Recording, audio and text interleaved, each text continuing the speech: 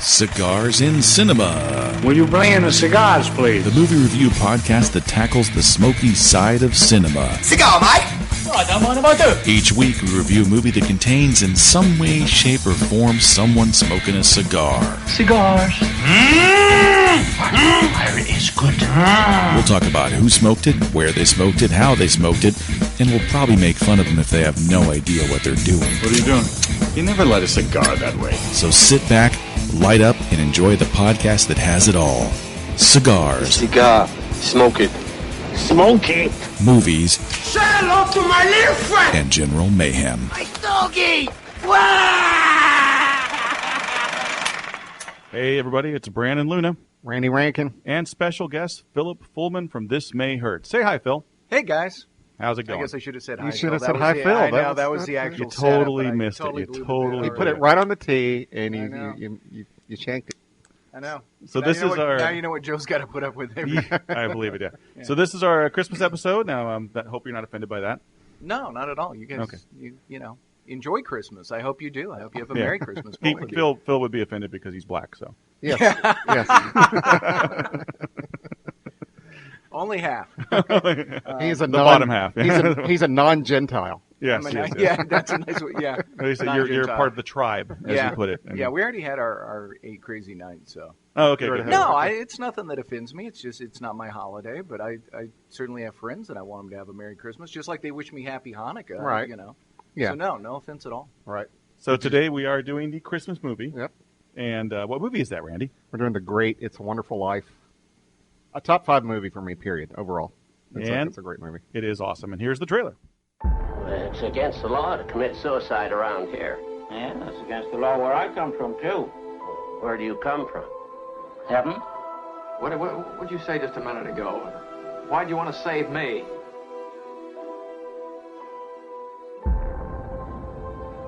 Is it too much to have them work and pay and live and die in a couple of decent rooms and a bath? Anyway, my father didn't think so. This town needs this measly one-horse institution, if only to have some place where people can come without crawling to Potter. I'm leaving right now. I'm going to school. This is my last chance. But they'll vote with Potter otherwise. You can't laugh off this Bailey Park anymore. Bailey family's been a boil on my neck long enough. Do you realize what this means? It means bankruptcy and scandal and prison. That's what it means. I'm worth more dead than alive. Why don't you go to the riffraff you love so much and ask them? I suppose it'd been better if I'd never been born at all. All right. You've got your wish. You've never been bored. You've been given a great gift, George. The chance to see what the world would be like without you.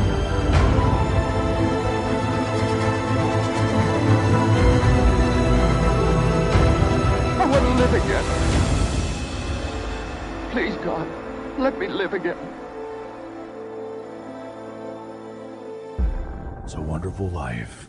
They don't say that at the end of the trailer, I just said. No. Did you said that was a remix? That was Or like a 2014 trailer for it that someone did, I guess. Wow. Yeah, I was Okay. going to say because it totally comes across as much more dramatic. Yeah, Yeah, it Well, does. But it's This a Christmas, pretty... Jimmy Stewart and Frank Capra bring you. Yeah, that's what I was It's expecting. pretty dark, though. I mean, you got to It admit is. the That's movie is what- the subject matter. He's going to commit suicide. It is. You know? Yeah. So let's do a quick recap of the plot for those that haven't seen this Okay. movie. And I can't believe that anybody hadn't seen this movie. but Right. You usually do the recap, so give it up. Okay, we start with a fellow named George Bailey who is very adventurous. I mean, he's very goal-oriented. He has his life mapped out. He wants to be an engineer. He wants to travel the world. His dad runs a little small building and loan business. Tries to support the family to keep them from, tries to support the city to keep them from Mr. Potter, the evil scum lord of the city. Capitalist in the Yeah, movie. the capitalist.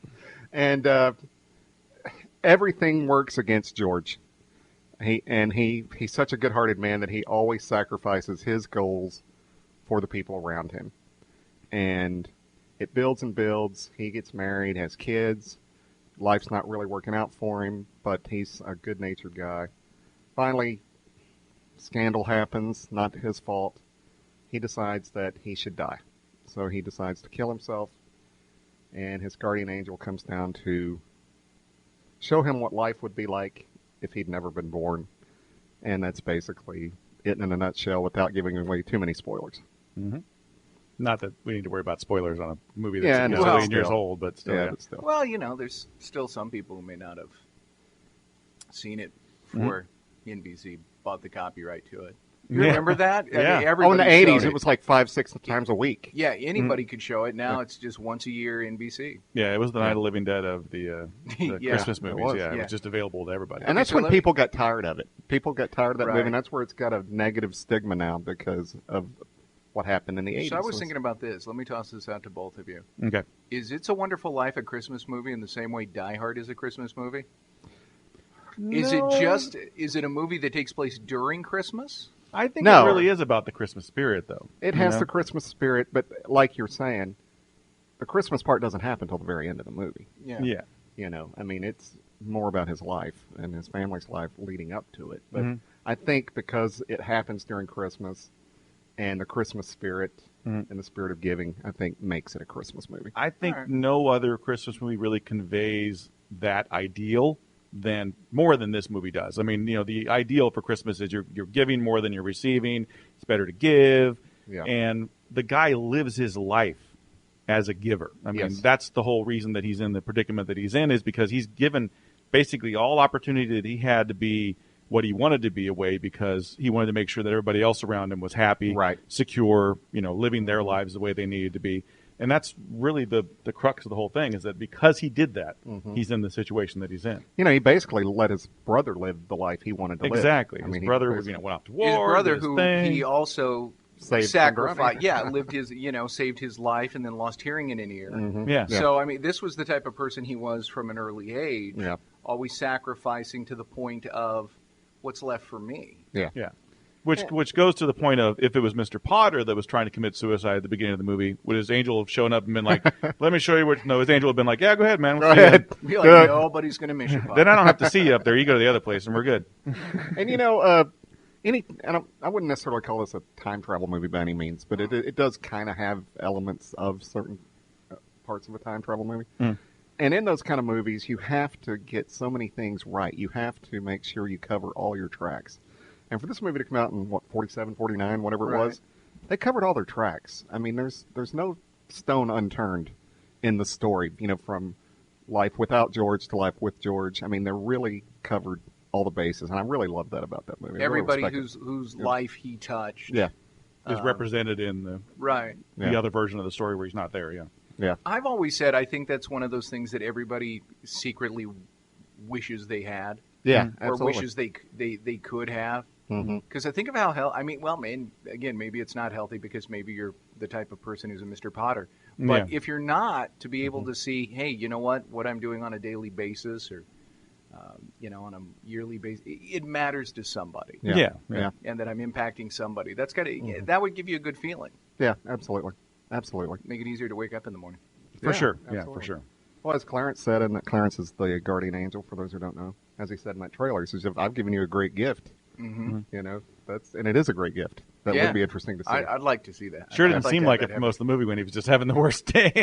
Yeah. Well, No one knew him. He was just, Well, and that was the thing. It was always that George will do it. Yeah, George, exactly. It was.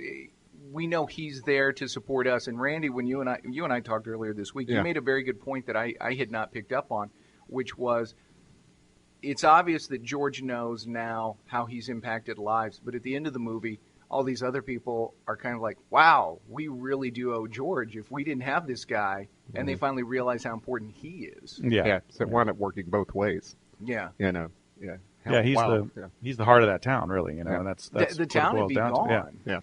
Yeah. And we talked about this on a previous episode, how much Back to the Future 2 is modeled after It's a Wonderful Life in a lot of ways. True. And it's, the same thing. Town's now a bunch of gambling, and it's bad times, and all this stuff is happening. It's kind of weird how they, I don't know if that was intentional or if that was just the way it was, put together or what. But I don't know. I think maybe it's just one of those kind of universal themes in story writing. Of, yeah, could be. The impact that one individual could have. Yeah. And that movie's so ingrained in so many people, too. You could subconsciously have written and patterned it that way. Absolutely. I think so. Without doubt. Yeah. So would you say this is your favorite Christmas movie? Yeah. I mean, growing up, it wasn't. I respected it more as I grew up, as I got older. As a kid, Miracle on 34th Street was my favorite one. Really? Yeah. That was the one where, wasn't that like a Macy's commercial? Like yeah, a long basically, Macy's commercial? basically. Yeah, it's the one where Santa Claus is really Santa Claus, and we got to prove now, that he's the not, original one's great. The one that Richard Attenborough was horrible. I thought that one was terrible. I don't even think I've seen that one.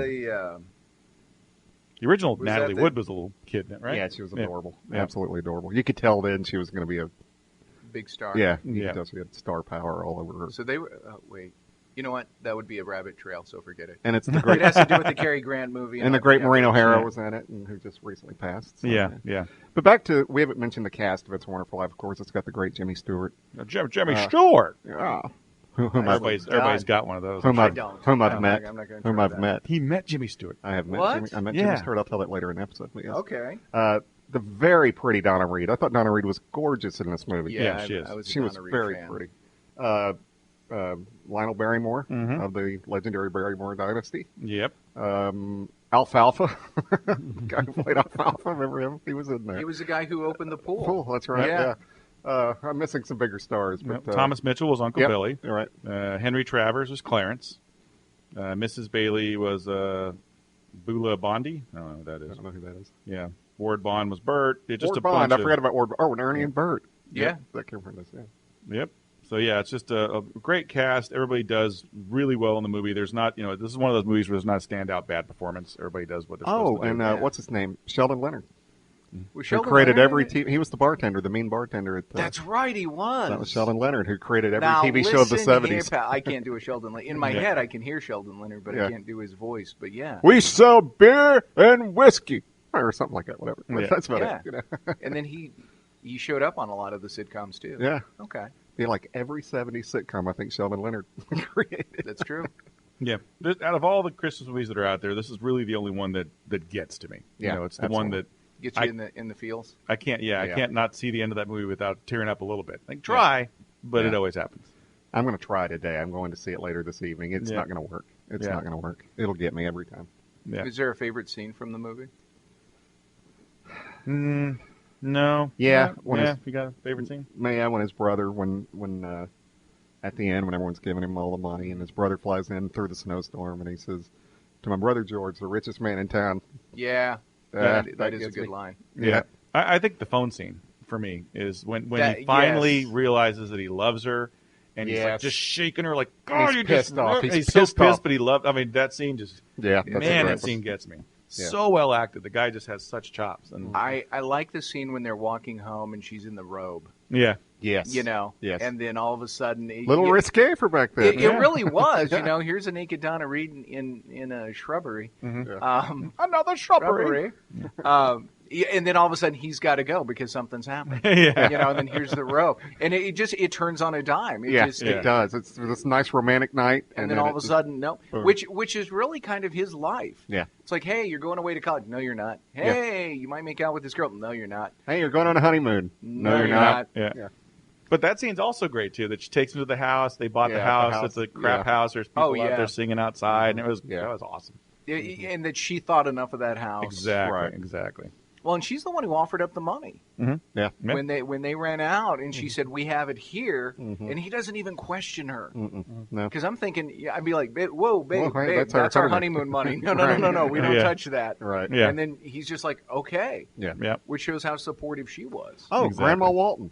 Yeah. Yeah. Oh yeah, she Remember, was she's in like, it, "Can I too. have what? I don't remember the number, but she's, can I have $2.50 or whatever?" And he's like, "Yeah." Well, and you Giving said her a what? kiss. That was 46. 46. So Yeah. I mean, that was still That's $25. that was still fresh in people's mind. The Depression. Yeah, Yeah. absolutely. Oh yeah. Because the war had just ended, Mm-hmm. and they just come out of the Depression, so they knew what it was like to have a bank run. Oh yeah, absolutely. And, It resonated. and of course, Potter decides to capitalize on it, and I'll give you 50 cents on the dollar or whatever it was. yeah, he's a charitable yeah, guy. yeah, great guy. Mm-hmm. Now that scene, and it goes back to Jimmy Stewart's acting when Potter decides the only way I can beat this guy is to get him on my side. Mm-hmm. So offers him $25,000 a year, which Was a lot of money back then, yeah. you know, and box of cigars, and he almost falls for it, and then finally he's like, darn it. Like, he's mad at himself. Like, I can't believe I almost fell for this face. Yeah. That's another great scene. There's another, we talked about alternate endings, and there's actually, I went on there looking for the Saturday Night Live alternate ending, because if you haven't seen it, it's hilarious, and we'll play the clip here in a minute, but there's so many of them out there that people just kind of cut their own endings. And there's one where they're like, they show the scene where he gets offered the money, and then they show him running upstairs. It's like, "Yay, Christmas is saved!"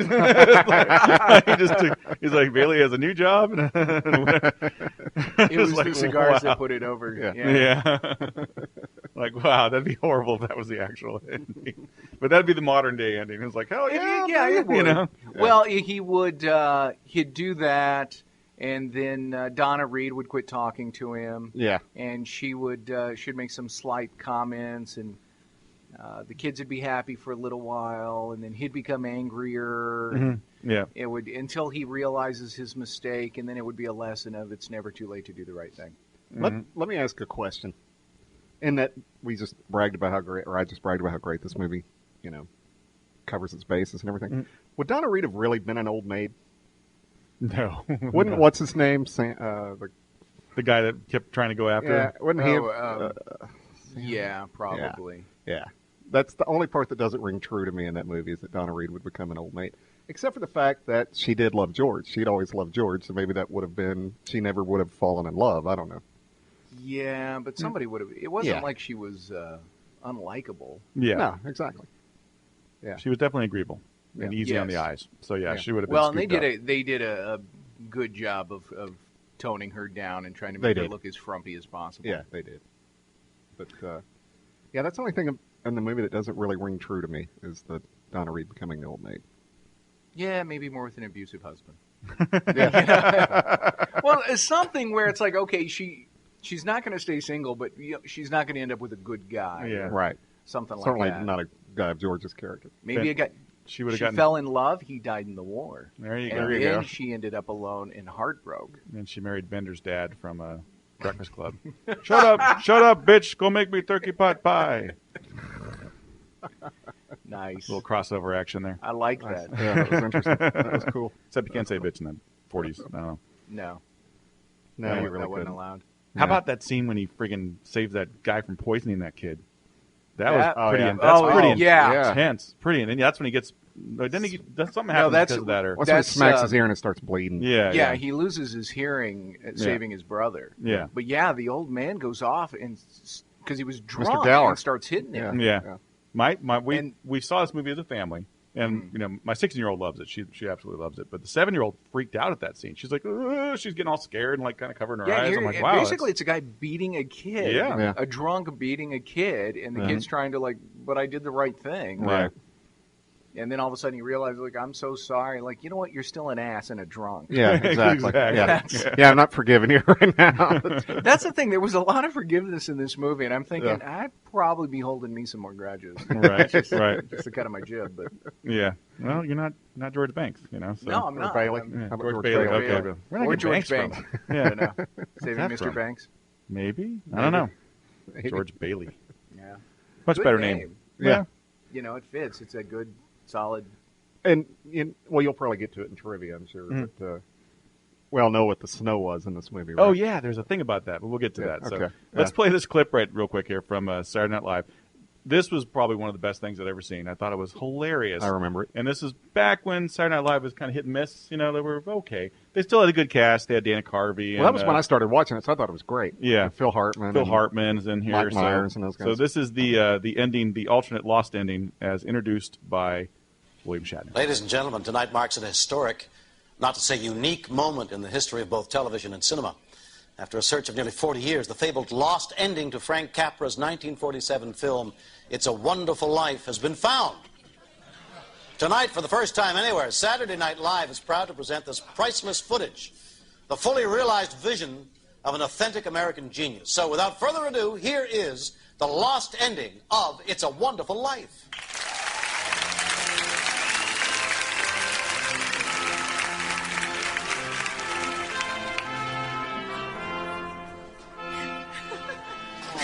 They've been coming all evening. They didn't ask any questions. All they said was if George Bailey needs help, we're here to help him. Oh, well, Mary, I never realized I had so many friends. who has a friend is a rich man, and that's what Clarence said. And by golly, he was right. We wouldn't have a roof over our head if it wasn't for you, George. Thanks, Dave. Thank you. Pardon me. Oh, Harry. Hello, Harry. George. How are Welcome you? home, Harry. Merry Christmas, George. Now, wait a minute, everybody. I've got a telegram here I want to read. From London. Dear George, stop. Mr. Gower cables, you need cash. Stop. My office instructed to advance you up to $8,000. Stop. Hee-haw and Merry Christmas, Sam Wainwright! Hark the herald angels sing, glory to the newborn King. Quiet, everyone! I remembered what I did with the money, the $8,000. Well, that's great. That's great, Uncle Billy. Well, what'd you do with it? I was in the bank. I had it in a newspaper. I remember giving it to someone. Well, who'd you give it to? No, wait. Now, I just called Clarence at the bank. He told me that old man Potter deposited exactly $8,000 right after I left. It was him! Well, what are we waiting for? Let's go get it.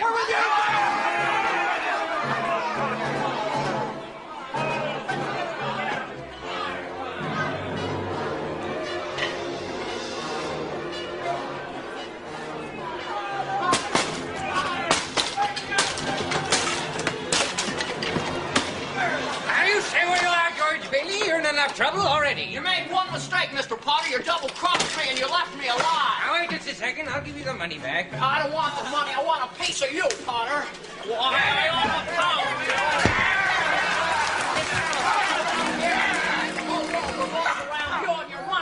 Well, it doesn't, Mr. Potter. And the whole bad figuration of things, you're nothing but a scurvy little spider. Why, you're nothing but a fraud. You're not even a cripple. Now, wait a second. I can explain that. Harry, Mary, hold him for you. Yeah, hit him, George.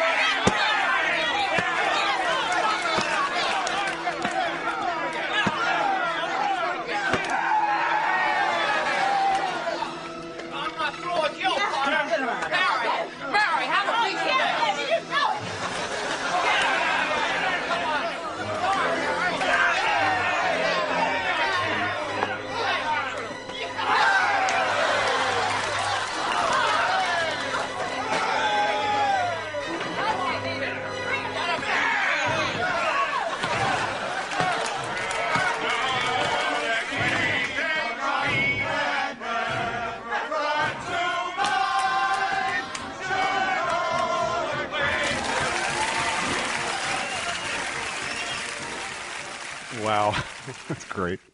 That's the best Dana Carvey, Jimmy Stewart I've heard, because I've seen him do stand-up, and it's not that great. Yeah. But that was great there. That was awesome. Yeah, he's more of a sketch guy. Yeah. Yeah, think so. definitely. And he always, you know what, his impersonations are always over the top. Yeah. Oh, yeah. He's not that rich little subtle. He goes over the top. Goes over the top so you can get across. Yeah. But you got to admit, some of his over-the-top stuff's pretty darn Oh, funny. yeah. His George Bush, his church lady. Ross Perot was Shopper, great. shaper, can I finish? His little thing Yeah, he his does. Ross Perot was just out there, I used to man. could nail that. Matter of fact, I called my grandmother the night before the elections because I knew she was voting for Perot. Clinton. Oh, okay. And so I called and pretended to be Perot. Yeah. And I was doing Dana Carvey doing Perot. Yeah, that was And my she- George Bush impersonation. And she bought it. Really? She called the whole family after I hung up. Ross Perot just called me. That's awesome. I think that's another one that everybody, everybody had thought they had a Ross Perot. Like, Yeah. Mine, I don't think mine was ever that good. And I don't know if it was Dana Carvey or who did it, but the line was, and I won't do my Perot, but the line was, what we're going to do is take this guy, shave his ball sack, and dip him in a bucket of witch hazel. And that was like Perot's get tough on crime thing. It was like, wow. Crazy. So you got to imagine that in the Perot voice. That's sad. That's just sad. Wow. So yeah, one of the best little snippets there from Saturday Night Live. Oh, That absolutely. one cracks me up. Absolutely. And it's so like spot on too. It's black and white. Everything looks the way it's supposed to look. The sets are right. It's very well done. Yeah, the guy that did Mr. Potter. I couldn't see it. I It was can't John remember. Lovitz. Was it John Lovitz? Yeah. Okay. Okay, he finally succeeded in a sketch. Yeah. He was He good. was more of a character guy too. Yeah. I liked him in certain stuff. I thought he was funny. I don't know what his name was. The wedding singer was good. He was good. Whatever the liar was. The that's Morgan, the ticket. Yeah, Morgan Fairchild, whom I've seen naked. And then the Get to Know Me guy. I don't remember that. And then he did the acting brilliant thing. Okay. He had moments. He did. Yeah. He did. He wouldn't fit into It's a Wonderful Life, though. No. There was something, because I think the whole movie hinged around the fact that Jimmy Stewart was believable and likable. Yes, exactly. And then, oddly, last night I ended up reading a lot on Jimmy Stewart because I was watching Charade with Cary Grant and one of my Audrey Hepburn. favorite movies.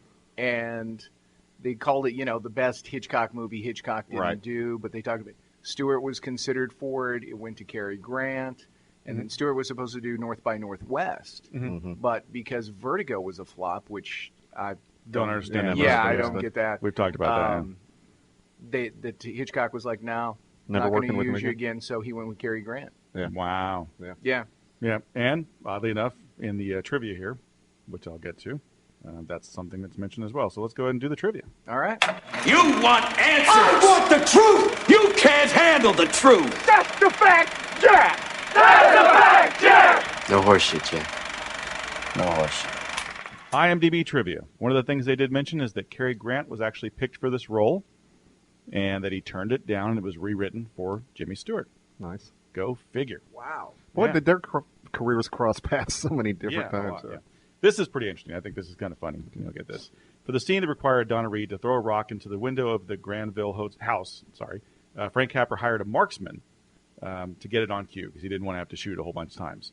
They did give her a chance to do it, and on one take, Donna Reed broke the window with true aim and heft without the assistance of the marksman. Apparently, Reed had played baseball in high school and had a strong throwing arm. Nice. Way to go, Donna. Yeah. Now I like her even more. I know, right? That chick can throw. The gym floor that opens up to reveal a swimming pool was actually located in Beverly Hills High School in Los Angeles. So, entitled little shits over there had a swimming pool under their gym floor. That's awesome. As Uncle Billy drunkenly leaves the Bailey house, a sound of him stumbling into trash cans on the sidewalk is heard. In fact, a crew member dropped a large tray of props right outside the door when he went off screen. In reaction, Jimmy Stewart began laughing, and Mitchell quickly improvised, "I'm all right, I'm okay." Director Frank Capra liked it so much they used it in the final cut, gave an extra $10 to the guy who dropped the stuff because they made it a better scene. Nice. So that's cool. The scene that George Bailey prays in the bar, Jimmy Stewart began to get so overcome that he began to sob right then and there. Wow. Frank Capra reframed the shot and actually zoomed in on it because he wanted the close-up to show the emotion in the shot. That's why that particular shot appears grainy on film, and that was the first take. So Jimmy Stewart was nervous about the phone scene kiss because it was the first on-screen kiss since his return to Hollywood after the war. Under Frank Capra's watchful eye, Stewart filmed the scene in only one unrehearsed take, and it worked so well that part of the embrace was cut out because it was too passionate to pass the censors. Wow. Yeah, they could. I think it came up in Notorious when Cary Grant's kissing Ingrid Bergman, and you could only lock lips for a certain amount of time, so they got around it, or Hitchcock got around it, by having them move their head, kind of go to the neck and stuff like that. But they timed how long you were allowed to kiss that was considered suitable. Wow. Both Frank Capra and Jimmy Stewart have said that this is their favorite film of all time that they made. That's cool. Two of the writers called the finished film horrid and refused to see it when it was released. Only one, Clifford Odets, only one of his ideas appears in the finished film, and that's the idea of George preventing Mr. Gower from poisoning the boy with the wrong vitamin pills. So the writers didn't like it. And in fact, this film was a flop when it was released in 1946. Yeah, I knew that. Jimmy Stewart cited George Bailey as being his favorite character. The part was originally developed for Cary Grant, and it was rewritten for Stewart, so that's cool. Frank Capra estimated that the film would be shot in 90 days, and he was right. And as there was a bet on the crew going that it was going to be done in 90 days, and he threw a big party to celebrate because he was right. So that's cool. Previously, cornflakes dipped in paint had been used for snow in films up until this point. Frank Capra didn't want to do that because the dialogue would have to be re-voiced and done. So they developed basically a new form of snow that was called foamite, which was something that firefighters used. It was a chemical. It was basically soap and water mixture that was pumped and sprayed out. They actually got a development theatrical technical award from the Motion Picture Academy and Arts for developing this new form of snow for films. Cool. And it was used ever since. So that's cool. Lionel Barrymore convinced Jimmy Stewart to take the role of George, despite his feelings that he was not up to it so soon after World War II. Wow. That's cool. Despite being set around Christmas, it was filmed during a heat wave, and it got so hot that Frank Capra gave everyone a day off to recuperate. Wow. Frank Capra filmed a number of sequences that were later cut, including the final scene that was spoofed by Saturday Night Live. No, I'm just kidding. That's not true. But there's rare stills that have been unearthed. A number of the alternate scenes included an alternate ending. George Capra's first script had George falling to his knees and saying the Lord's Prayer, which was cut, feeling it was too overly religious. And then there was also a scene of George rescuing a kitten or something that was cut. So that would have been a little too precious. Yeah. In a scene in which the pool opens beneath the gym floor, the actor who pressed the button, his uncredited role of Freddie Othello, was Carl Alfalfa Switzer. Yeah, so from Little Rascals. Uncredited. Really? Yeah. First and last time Frank Capra produced, financed, and directed and co-wrote one of his films. Originally ended with Ode to Joy, not O Lang Syne. Yeah. So there's a lot more, but most of it's pretty much repetitive. So pretty Very good stuff, cool. though. Very cool. Yeah, I think Old Lang Syne works a lot better. I do too. Than Ode to Joy does. Even though nobody knows what the hell Old Lang Syne means, it's still a much better song for that moment. Yeah. Well, the Lord's Prayer would have seemed a little... Again, overly religious. Well, I'm not thinking overly religious. I'm just thinking the time it takes him to say it and just, everything stops. Yeah. He just would have hurt the flow. Yeah, it would have. This is kind of interesting, too. There's a couple more here. 42 rings are heard through the course of the film, so if Clarence was right, 42 angels got their wings throughout the course of the film.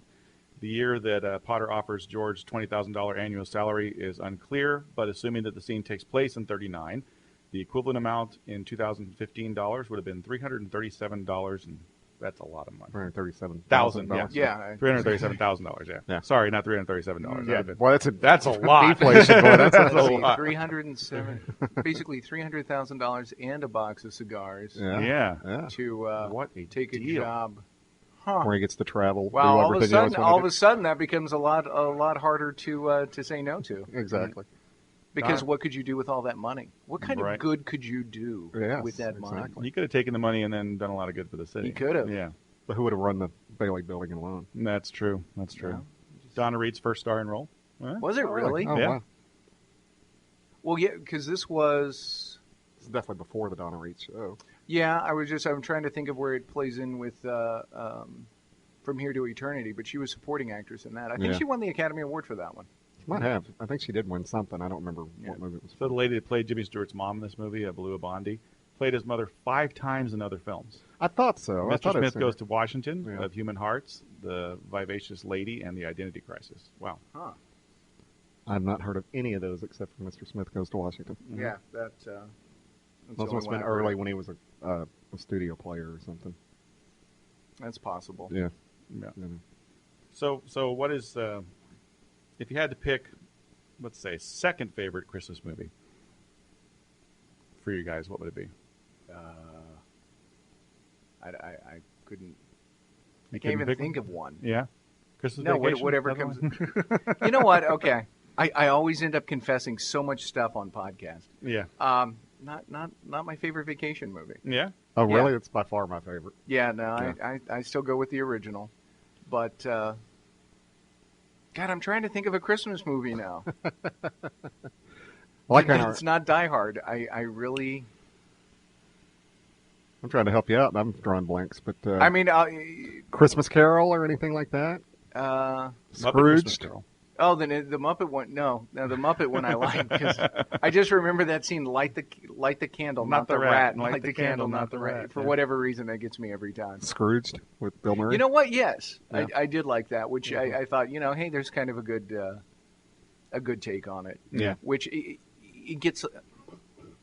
Again, I think maybe the original Christmas Carol can get a little precious at times, but I would like to see Patrick Stewart's one-man version of that, because I hear that is phenomenal. Yeah, I can imagine.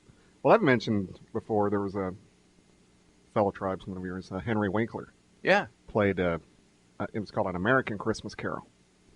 Okay. And it was a made-for-TV movie. And this is right at the height of the Fonz. and he begged for this role. Wow. And he got it, and it's awesome. It's my favorite take on the Christmas Carol story. Just more kind of update, and it's Depression era. It's okay. 30s, yeah, Depression era. And not as but zany he is as Fonzie in it, so it's kind of weird. But yeah, he says, hey, hey, bah humbug, hey, gonna have to work, hey, yeah. Right. that one I like a lot, and Miracle on 34th Street I like. I don't think I've seen Miracle on 34th Street.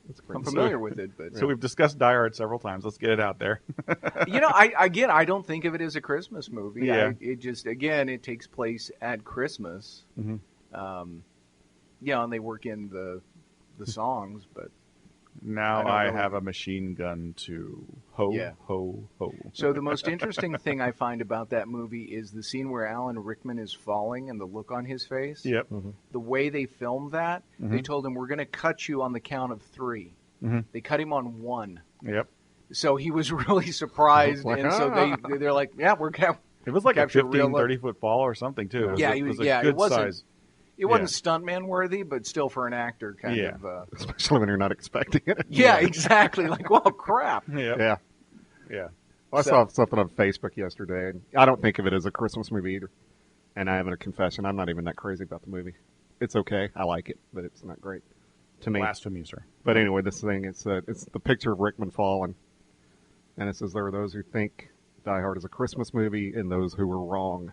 Yeah. Or think it's not a Christmas movie. And those that are wrong. Yeah. That's right. Lethal Weapon could also be considered if you want to go that route. I mean, that's true. The first Lethal Weapon takes place during Christmas, and they even have a similar thing where it's like nobody here but us bad guys. They put the little sign on the tree for Gary Busey. Hey, what about wasn't Home Alone kind of a Christmas movie? Yeah, we would consider that a Christmas movie. Yeah. Left Him or something. Yeah. Did you see The Thing? I was going to say somebody posted something. I haven't watched it. It's pretty darn epic. The guys, is it him going back in character? Or? Yeah. Okay. So it's basically he's like an Uber driver, and he's picking this guy up, and the guy gets in the car, and he's like cussing up a storm, just fucking this and fucking that, and I don't even know how to drive a car. And the guy's like, "What?" He's like, "Yeah, I'm doing this for my girlfriend," and he's like, "I don't know if I want you to drive me." He's like, "You want to drive?" He's like, "You're gonna let me drive?" He's like, "Yeah, drive."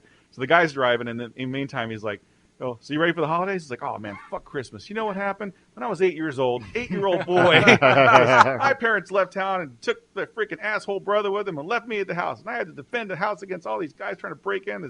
These guys weren't even real criminals. They never even cussed." It was just like he goes off on this tangent. It's hilarious. Hilarious. Nice he's getting work. Yeah, I don't think he needs work. He's probably banked enough. I think he banked enough. Everything else. Yeah, he's got a. That's such a bad. I'm not going to say. Wasn't he with Mila Kunis for a long time? Yeah, he was actually. What? Yeah. I was going to say he's got Michael Jackson money. He probably doesn't need to. Wow. Oh wow. Not wrong. Not wrong. You're not Right. incorrect. Right. No, that's. Which just says something horrible about your parents. First, they pimp you out to be an actor. Then they're like, "Hey, well, yeah, why don't you go spend the night at Mike's house?" Yeah. But leave your debit card. Yeah, exactly. Is he one of those guys that emancipated from his parents or whatever? I don't know. He might have, but I know his parents bilked him out of a ton of money. Yeah. I know there's a need for child actors because they're in films, but at the end of the day, I kind of think all parents who kind of pimp out their kids like that, there's a little bit of something There's wrong. something wrong in it. There's definitely wrong. Yeah, for sure. For sure. Okay. Because how few of them are well adjusted by the time they become adults? Oh yeah, None. Well, you had that glut of child actors from the '80s. You had like the entire cast of Different Strokes and Danny Bonaducci and Mackenzie Phillips and Dana Plato turned out great. Well, Strokes. Yeah, but she did porn. So. Yeah, well, it wasn't like porn. I don't think it was like Skinamax porn. Oh. Yeah. Yeah. Yeah. Really? And if I remember, she had a facelift at that time, so it was hard to tell it was Dana Plato. Yeah. Never really thought she was all that cute. No, she really wasn't. No. But, well, who are the few that actually turned out okay? Can you think of any that are? Yes, Alyssa Milano Dana McKellar okay. from the Wonder Years. Yeah, okay. She turned out okay. Alyssa Milano turned out okay. Yeah. I think she had a stretch of bad, but I think Fred Savage. Yeah. So here's my theory. Here's my theory on child actors. If you look at Macaulay Culkin now, if you start out as a child actor and you're cute, when you grow up you will be ugly. If you start out as a goofy child actor, you will grow up to look a lot better. Yeah. There's exceptions to that rule, but for the most part, yeah. Who's the exception? Let's I guess see. Dana McKellar. Yeah, Dana McKellar's one. What's Topanga from Boy Meets World? She's a cutie, you know. Would you call Michael J. Fox a kid actor? He was a teenager when. I don't know if he wasn't doing it when he was a little. Yeah. Not like a lot of these guys, and gals. Wasn't there something just a few years ago that they were going to do not a remake, but like a sequel to It's a Wonderful Life, and everybody just went ballistic? I remember hearing something. I don't remember details. I couldn't tell you too much about it. I can't imagine how that would just go well. Yeah. There's several movies I think you don't need to remake. Casablanca is one of them. This is another one. Yes. Cool Hand Luke. They talked about that a few years ago, too. Ooh, yeah. That would be... And Casablanca, actually, there was a TV remake. Which, with David Soul from Starsky and Hutch. Yeah, if you look around, you can find it. But I think of him as the guy who sang "Don't Give Up on Us, Baby." There you go. And then technically, Barbed Wire. If you look at the actual script and the storyline of Barbed Wire with Pamela Anderson, it is Casablanca. Wow. I haven't seen it. Don't know.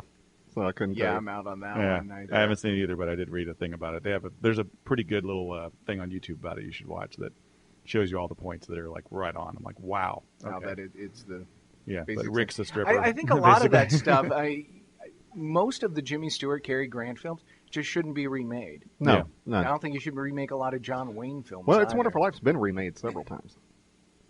By who? Marlo Thomas did a TV version. Called It's a Wonderful Life. It was the same movie. It was like Life is Wonderful or something like that. Really? Yeah. I did not know that. Because my mom was a huge Marlo Thomas fan for some. She loved That Girl. By the way, That Girl's now on Hulu if you're interested. Is it? Yeah. I can't because I swear to God, if I showed you my mom's high school picture, she looked just like Marlo Thomas. I used to like Marlo Thomas as a kid. Hey, that's my mom. I'm just sorry. Your mom married Phil Donahue. Yeah.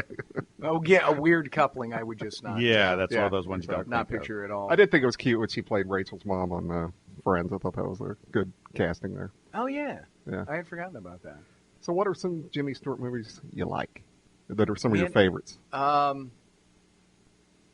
Vertigo. Yeah. I really like Vertigo. So I don't get it was a bomb. Yeah. I don't see how that happened. Rear Window. Yeah, that's my favorite. But my favorite, and this actually displaced, as I started thinking about my list of top movies, and I was thinking in your head, what's my favorite movie? Philadelphia Story. Oh, that's awesome. It bumped Citizen Kane to number 2, but you've got him and Cary Grant. Yeah. And Katharine Hepburn. The thing was, he wasn't playing that Jimmy Stewart type role. He was a little bit more of a rogue, more of the cad, but he did it so well. And that's his only Academy Award. Was for that well movie. Deserved, yeah. That drunk scene when he goes over to Cary Grant's it's one of the funniest scenes. C.K. Dexter Haven. Yes, that was the remake you're talking about. It was in '77. It's called "It Happened One Christmas," and Marlo Thomas plays Mary Bailey. Yeah. Who else was in it? Yeah. Orson Welles was Potter. Oh wow. Wow. Yeah. Wayne Rogers was George Hatch. Oh jeez. Cloris Leachman was Clara Oddbody. Uncle Willie was Barney Martin. Oh yeah, I know who he is.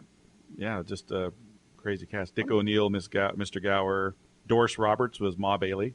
Oh wow. Jeez. Yeah, it's got a 6.0 on IMDb, surprisingly. Christopher Guest was Harry Bailey. Really? Wow. Yeah. Huh. Wow. Interesting. Who knew? Yeah. I kind of have to find this movie now. I knew because my mom watched it all the time. But yeah, what's it called again? It Happened One Christmas. It Happened One Christmas, yeah. That's right. Good casting of Orson Welles. Yeah, no kidding. But right? sadly, also goes to show that later in his life he took anything. Oh yeah, right. I mean, he advertised for Ernest and Julio Gallo. Yep. He will sell no And what wine was- before it's And what was time. that tower game? That wizard or something? It was like this tower, and he had to climb up this. Yeah, he did the. And he did the commercials for that, Yeah. and he did the voice on it. You know what his last role was? No. Moonlighting.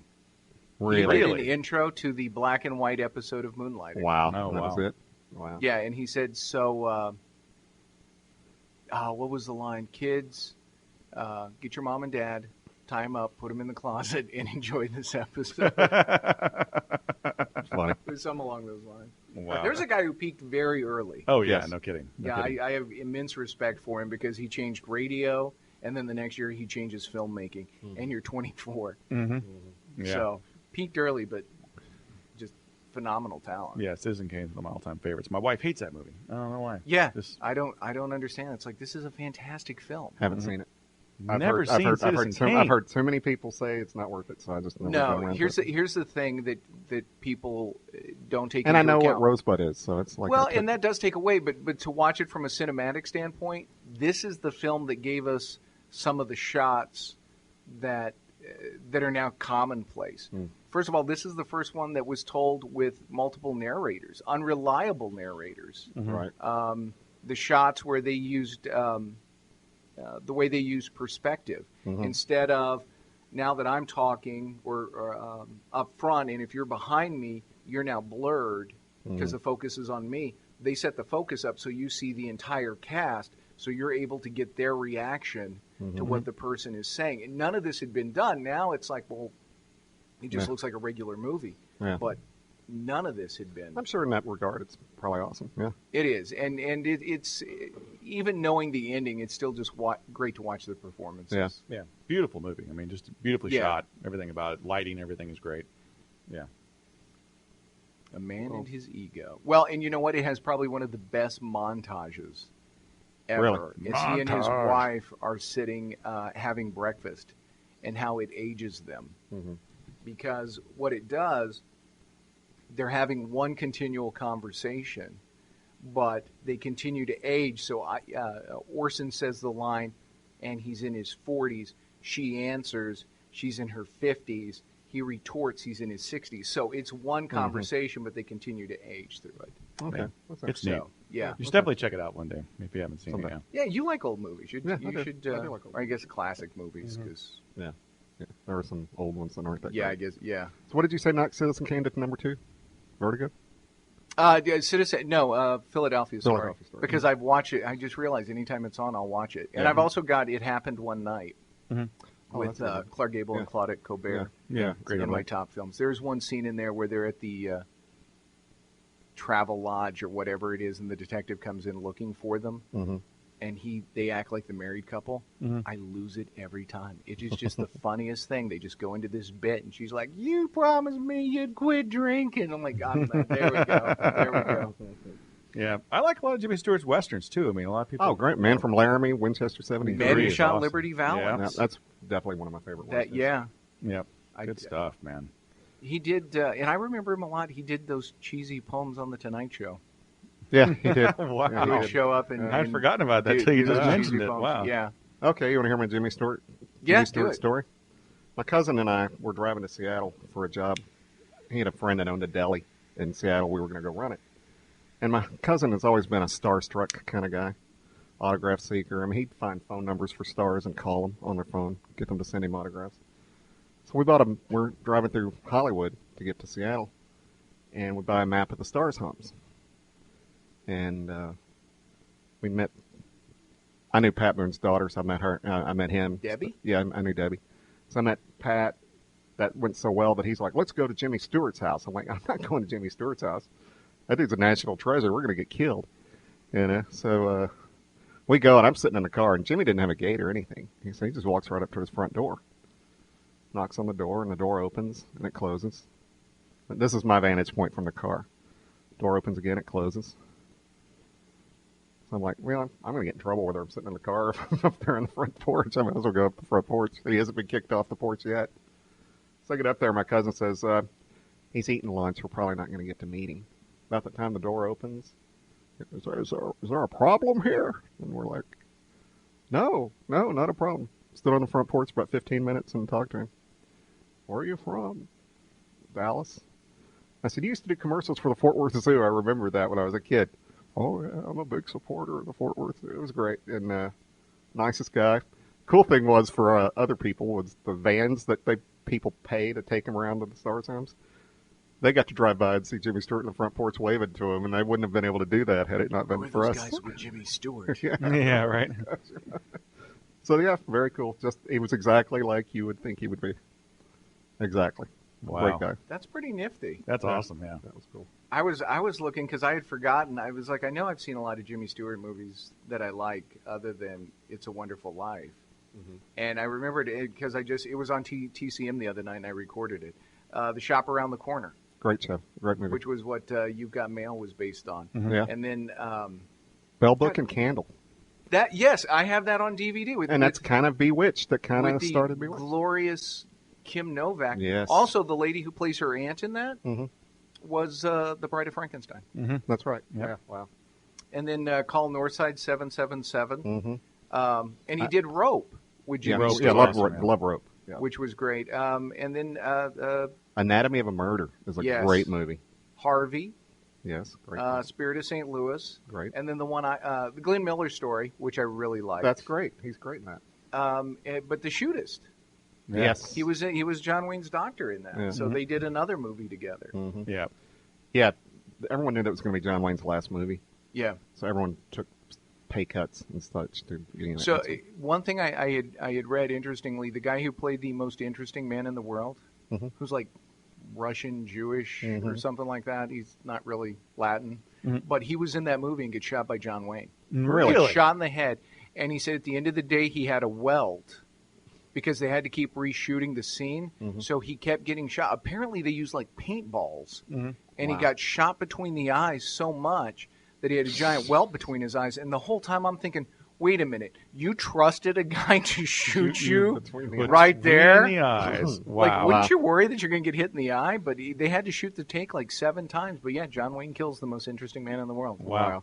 I don't always die, but when I do, it's from John John Wayne. Wayne. Well, yeah. Well, Hugh O'Brien said he was always proud that he was the last person John Wayne ever killed in a film. There you go. Yeah. That's cool stuff. Who else man. was it? Lauren Bacall, right? Lauren Wasn't she? Bacall, And, Ron Howard. Little Richie Cunningham. Uh, Or no, Little Opie Who's the Cunningham. black guy? Scatman Crothers? Is that Yeah, him? Scatman Crothers. You got the shining. Oh, and what's his name from Have Gun Will Travel? Richard Boone. Oh, yeah. Who was about to die, and you could tell, too. He lost a ton of weight. He looked horrible in that movie. Mm. When did Jimmy... I'm trying to think of what... Well, it said on here he did like an episode of North and South, and that was like one of his last... That little miniseries or whatever? Yeah. Yeah, about the Civil War. Yeah, Patrick Swayze. Patrick Swayze, yeah. And some other guy. I don't think I ever saw that. Did you ever see that? What don't I get about Patrick Swayze? You don't like Patrick Swayze? I don't get him. The Chippendale scene is hilarious in Saturday Night Live. That's great. But everybody kind of revered him, and I'm like, Yeah, I never like Point Break. Everyone thinks it's this great classic movie. It's enjoyable. Yeah, I watched it and cringed. Yeah, I hated Roadhouse. I love Roadhouse. That's a guilty pleasure for I me. see, and I can't get through it without doing. But the you know what I whole love about Mystery Roadhouse? Science Theater thing. I love Sam. Sam Elliott. Sam Elliott. And yeah, Sam Elliott just. And Elvis's bodyguard, Red West. Yep. The guy with the red Oh beard. yeah, that that's was- right. Yeah. Well, see, and I remember in Roadhouse it was Kevin Tighe from Emergency who played Roy DeSoto, and it was like, boy, he's really gone the route of playing the bad guy because he was the bad guy in The Last Boy Scout, also a Yep. Christmas movie. I almost mentioned that earlier. Yeah. It's that Another same Bruce writer, Willis. Shane Black. Satan all Yeah, those. that's right. He writes a lot of Christmas stuff. And- Kiss Kiss Bang Bang is another one that takes That's place true, during and Christmas. I like that one. Yeah, that's a great But play. a great role for Val Kilmer, and so that gave me hope for Iron Man 3 because I'm like, ooh, Robert Downey, Shane Black. I'm like, yeah, maybe you shouldn't write comic book movies too, because Right. it was just horrible. See, I think Last Boy Scout's more fun than Die Hard to myself. Personally, I like it better. I like them both, but yeah, it's a fun movie. Yeah. I do like it. It's definitely more on the funny side. There's a lot more humor in Right. in Yeah. that. Yeah. Hit me again, I kill you. Yeah, that's it. It I is seem more to have dropped my humorous, you're right. cigarette. Can I have another? I had forgotten about that. But yeah, Kiss Kiss Bang Bang is one of my favorites. That's a good one, yeah. Just because the dialogue is so snappy. It is very, Yeah, very that's good. a good movie. We're very Definitely. off topic. We are. Well, let's mention real quick the cigar scenes in the movie. Are there cigar scenes? Well, In Potter It's a Wonderful offers him Life. a That's it. box He of offers him a cigars. box of Offers him a box of cigars. cigars, And they yeah. smoke Yeah, one. is that? Yep. Well, does Potter smokes in the movie? Doesn't he? Oh, what's the He does, yeah. What's the guy's name who was Potter's advisor? He's the most prolific character actor of all time. Something Lane. You got me. And Got it up? as of a couple of years ago, he was still alive. He was into I think he was in his hundreds. Really? In his Yeah. hundreds? And he's the most prolific character actor of all time. You see him in a billion things. What was the guy's name? Something Lane. Let's see here. Do you guys have music to fill while we're looking at IMDb on our phones? We get in trouble with that? I don't know. Man, it's less a than 30 podcast. seconds. Yeah. Wow, it doesn't even. List him. Charles Lane. Charles Lane. Oh yeah. Yeah. I know that dude. Pull him up. How many movies What's his has he been name? in? Charles Lane. Charles Lane. Here's here. Yeah, check it out. But what's the You've seen actor's it. name? Oh, okay, it is Charles Lane. Okay. Yeah. Wow. Yeah, he's in everything. Let's see. 365 films. The last one was 95. When did he die? Because he was still alive a few years ago. Died in 2007 at the age of 102. 102. Wow. Wow. Ooh, this looks dramatic. What was this? Ooh, he did a movie called Acting on Impulse. The last movie he did was The Computer Wore Tennis Shoes, was a TV remake in 1995. Yeah, because that's a movie you definitely want to remake. He did an episode of L.A. Law. He was Yeah. in War and Remembrance. They were there, yeah. The New Leave It to Beaver. Ooh, What? St. I remember Elsewhere. that. Yeah. Hunter. Oh, Hunter. That was loved Dirty Stephanie Harry Kramer. for TV. She was so hot. Yeah. Oh, who? Stephanie Kramer? Yes. Yeah. She was I liked smoking her. hot. I also like the car. What does Yeah. it say? I like a Dodge Murphy's Stick. Romance. Yes, he was in Murphy's Romance. The Return of the Beverly Hillbillies. Wow. The Strange Invaders. That was a fun Lou movie. Grant. He's one of those guys you see. Morgan Mindy. Soap. He was 7 episodes in Soap as a judge. Chico and the Man. Who Wow. was it on Chico and the Man? Right. Scatman Rhoda. Crothers was. Yeah. The Rookies. Yeah, Yeah, I he does remember that show. a lot of single episodes of television. Yeah. Like The Odd Couple, all kinds of stuff. He was just a character actor, but you've seen him in a The Odd Couple also billion now times. available Yeah. on Hulu. Yeah, Bewitched. Nanny and the Professor. This episode's sponsored by Hulu. There you go. See, I remember Nanny and the Professor because it had the guy who played Jared from The Big Valley. Jared, what was his name? Richard Long, and he was the least interesting of the Barkley brothers. Okay. My personal favorite was Nick. Yeah. You know, he was kind of the tough one. You know, and then there was Heath, but it was like Jared. He's like, no, he's the attorney. And then they had the younger brother who like the brother on Happy Days. Yeah. It's like Disappears. yeah, The one that disappeared?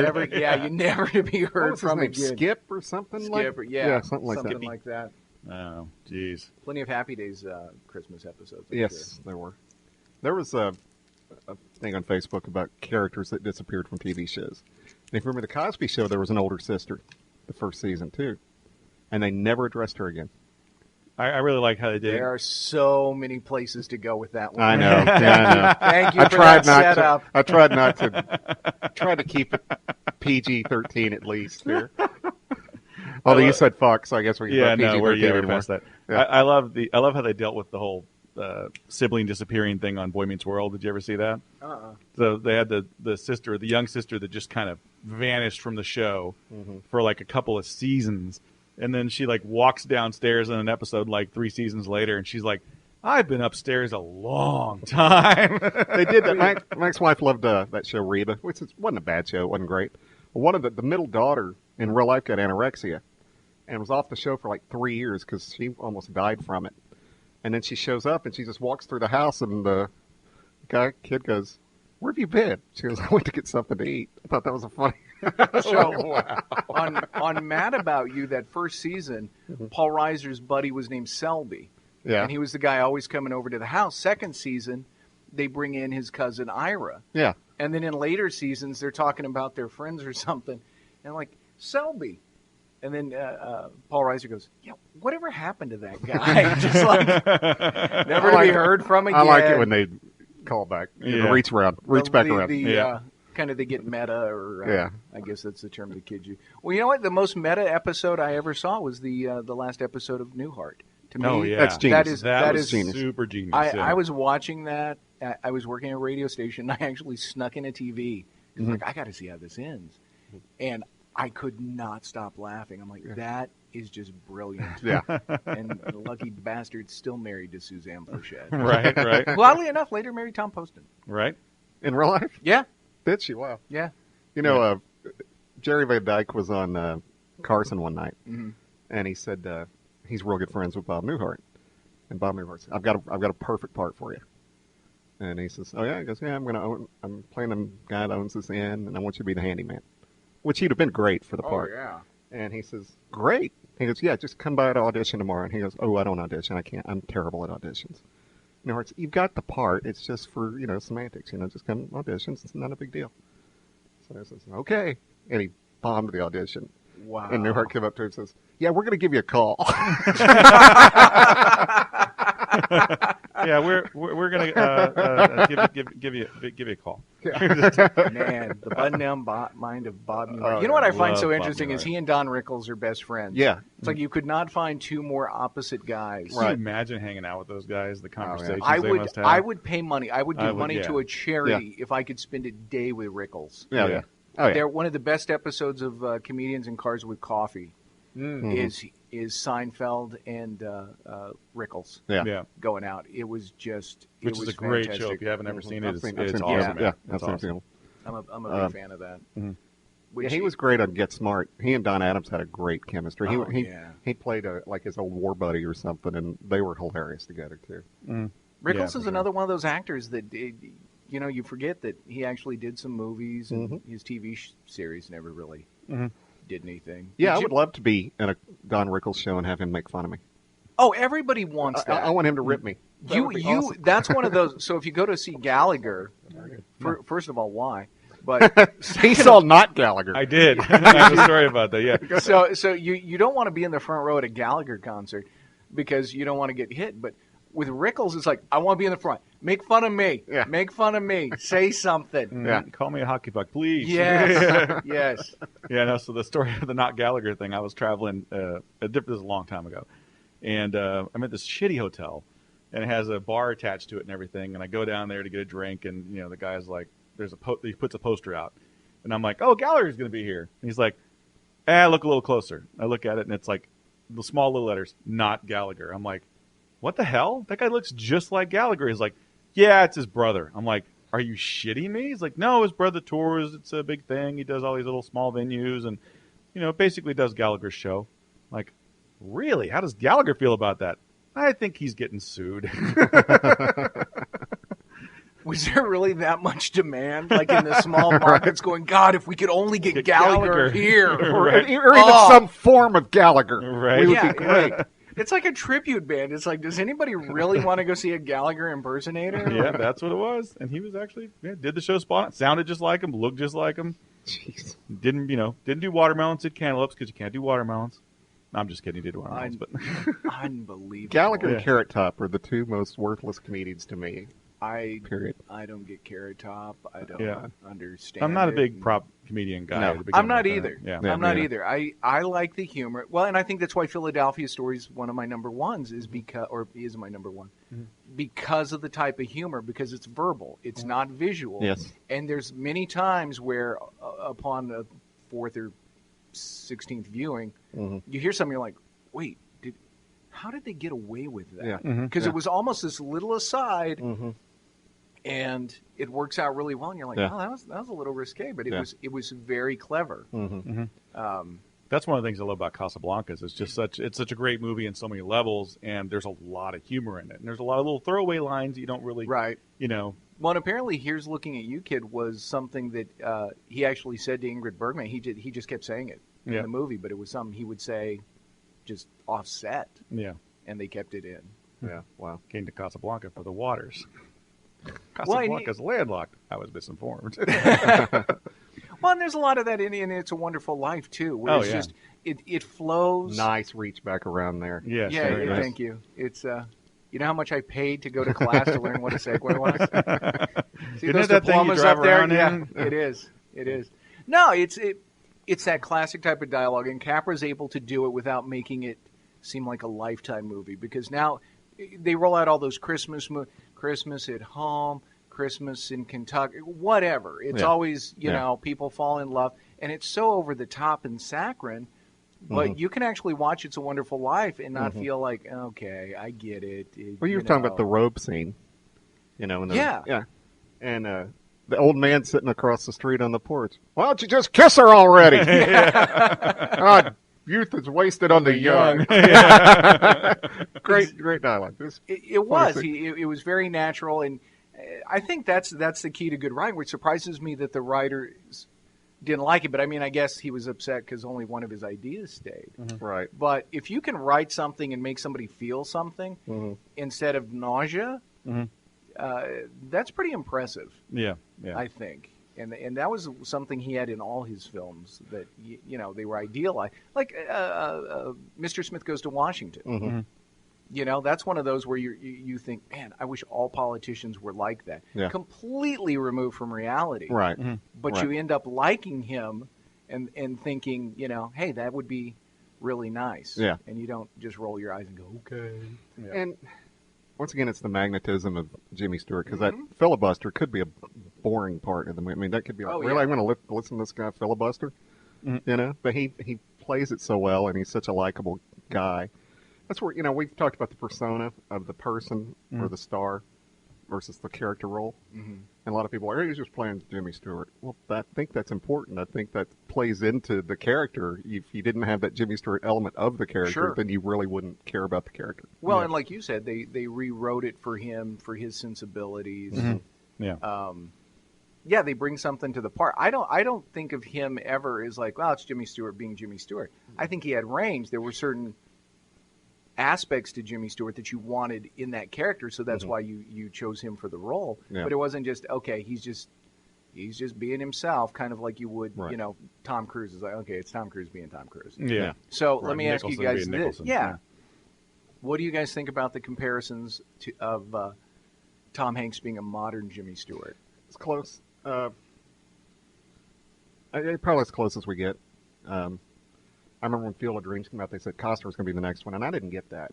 I didn't get it at all. I mean, that was definitely a Jimmy Stewart kind of part. Sure. But I didn't get it. And I never heard that comparison for a long time until Tom Hanks. And I was like, yeah, and I can definitely see Tom Hanks more so than anyone else. It's just the way he brings his personality to the roles. It is a Tom Hanks role for the most Kind part. of the everyman, the nice guy. Yeah. If you're going to remake It's a Wonderful Life, it'd probably have to be Tom Hanks 10, 15 years ago. Well, you had him doing You've Got Mail, Yeah. which was Shop on the Corner. Yeah. Even his role in Saving Private Ryan. Yeah. Kind of that introspective, thoughtful guy. More quiet, not quick to act necessarily. It would have been a little different, but I think Jimmy Stewart could have played Forrest Gump. Okay, I got to think about that one. Now, he wouldn't have used the voice probably, Right. But the telling, I could see him telling the flashback stories and Okay. the compassion. I could see him playing that part. It's hard for me to wrap my brain around just because the age and putting him in. True, there. but I'm just saying, if you flipped their birth dates, I think he could was see- certainly capable of doing the role. Yeah. I think he like Cary Grant, started taking himself out of roles because when Cary Grant did Charade, he didn't want to do it, and he turned it down because he said, "Look, I think he was 59, Audrey Hepburn was 33, Yeah. and he's like, this is just creepy." Yeah. Yeah. And so they said, "Give us a day." I think it was a day or a weekend. They went and rewrote the film. Really? And all the writer did was he flipped Cary Grant's lines in some scenes with Audrey Hepburn's so that she pursued him. And Gotcha. he didn't pursue her. Okay. So then Grant was like, okay, I Yeah, I get can it. do She's that. pursuing an older guy as opposed to like, I'm the creepy dude Right. hitting on the Yeah. young chick. And it worked. I'm glad you mentioned that movie. I haven't seen it in a while, but that's a great movie. Charade. You can. It also helps when playing 8 Degrees of Kevin Bacon. Okay. Because Walter Matthau's in that. And Walter Matthau did Grumpy Old Men with Kevin Pollak, who was in A Few Good Men with Kevin Bacon. Yeah. So from that one movie, because Matthau was in it, you can tie him to James Coburn, George Kennedy. I can get to Bacon quicker than that from Charade. Go ahead. Okay, Walter Matthau was in JFK with Kevin Bacon. Wow, I look never at saw that. JFK. Wow, Never nicely seen done. JFK? Wow. No, I never saw JFK. I'm not an Oliver Stone fan. I just like that movie. I mean, it was well done. Okay, so since we're off topic, Ebert rated favorite movie of the year, so I had to watch it, and I liked it. who killed JFK? Somebody. Somebody with a gun. There we go. Nicely done. I vote for the mob. I think it's the quickest distance. It's just mob gets you elected, then you say we're going to shut down the mob. Like that's not how they work. So Yeah. that's my quick line to it. Yeah, it could be. There's so many theories. Either that or Peter Lawford. Peter Lawford knows. Do you think you guys will ever do a movie on cigars and cinema that involves Peter Lawford? I guess maybe if you do like the Rat Pack or Ocean's 11. Ocean's 11, that Do they smoke cigars in Ocean 11? I know I don't know that they do. Yeah. It was all mostly cigarettes. Yeah. Sinatra wasn't really a cigar guy. Yeah. Although he came out with his own line in the 90s. I don't know if you know that. It was the 90s. Everybody came out with their own line. cigar line. True. Which, what do you guys think of this? The craft beer industry now is what the cigar industry was in the 90s. Yeah. Everybody's got a beer. Yep. So it just seems like it's kind of going that direction. Yeah, it's getting that way with a lot of liquor too, rums like tequilas and stuff like that. Mm-hmm. There's a lot of celebrities putting out stuff. Yeah, I don't. Oh yeah, I got here yesterday. Had one. Oh, John Daly, the golfer, now has a vodka. Oh yeah, he's got 3 different vodkas. Dan Aykroyd has his. I know that. Oh yeah, I think that's Crystal one of the Skull bottles thing. back there. Yeah, one of the Crystal Jimmy Skull. Buffett has a Margaritaville tequila. Of course he does. Sammy Hagar has tequila. Jimmy, who makes it? CAO. It's a Margaritaville cigar. It's Yes. it's not flavored, but I smelled that. Yeah, I they smelled I it. think I still have it here. I have a bag of stuff from the show that I set aside. That Hope you didn't have it in the bag with anything else because they're all going to smell like margaritas. Yeah, this wasn't stuff I was. So has anyone had the Ray Lewis yet? No. Wow. Wonder who listens to this. Wonder if tell your line. Tell your tagline for the Ray Lewis cigar. Burn the evidence. Guilty of good taste. It comes in a 12-count jury box. This cigar is killer. And it's got a white band that nobody can find. And then the sizes are like the stiletto, the dagger, the shiv. That's how they name it. I'm treading lightly, but I just why would you? Okay, granted, he didn't commit the murder. He did hide the evidence. Know that. Well, I mean, in theory, but he covered evidence. He's not that likable a guy anyway. I mean, he pissed off. If you weren't a Ravens fan, you couldn't stand the guy. So why make a cigar for him? Because America loves second chances. I don't know. I go with Michael Strahan. He was on the cover of Aficionado. He's ubiquitous. Everybody loves the guy. Yeah. Mm-hmm. So just, have him do the cigar. Or even Howie Long or somebody like that, who's still relevant. He's on TV all the time, something like that. Yeah, the Jimmy John. Yeah, I don't get him as a spokesperson at all. See, Michael Strahan, man, I'm not a Strahan fan. He's just Strahan can't smoke a cigar; it'd fall between his teeth. Wow. Letterman did though. Letterman smoked for true. years. And Lauren Hutton. Man, if I were Letterman just did Lancero. He's just shoved right between the teeth. And just hold it there. Yeah. Well, Strahan, you got enough money. Fix those things, man. Pull them together. So, did they ever actually smoke the cigars in "It's a Wonderful Life"? Or was it just the opposite? There was okay. I wasn't sure. It's so interesting, and it was Potter who smoked, wasn't it? He gave one to Bailey. But see, it goes back to the bad guy smokes the cigars. Oh yeah. We talked about because that when before. Jimmy turns down the job, the first thing he does is put down the cigar. Yep. Yeah. Man. Yeah. Even back then, it was this subtle, but it was type of way of getting such it. a great prop. I've read so many actors. Oh, it is. They love it. They'll pick a cigar over cigarettes any day of the week as a prop. It's just a much better prop than a cigarette is. You can do so much with it. Yeah. You can point the way you can. It gives you a reason to do hand gestures. You can talk with it in your mouth. You kind of can. Well, you try anyway. It's kind of like going to the dentist. The dentist can figure out what you're saying because they're used to it. It's like guys in cigar shops. They can kind of hear what you're mumbling. Yeah. Eddie Vedder? Yeah. That was my version. That was my version of Daughter. There you go. Yeah. Well done. I like that. All right, guys. So we're going to wrap it up here. So, final thoughts? Great movie. I like the movie. Yeah. I think of it as a much darker film, not necessarily a happy Christmas film, but I think of it as rather dark. Yeah, it does have a darkness to it. I like that. I think the same thing. Yeah. And I think a lot of people get, especially in the 80s when it was overdone, people just thought about the sappy part, which there really isn't. But, the ending can come off sappy, but you have to invest the whole rest of the movie to get to that part. And the whole other part of the movie's dark. I mean, he yells at his kids for no reason. Well, no, for no reason. I mean, when he's kissing Donna Reed the first time, he shanks her. Yeah.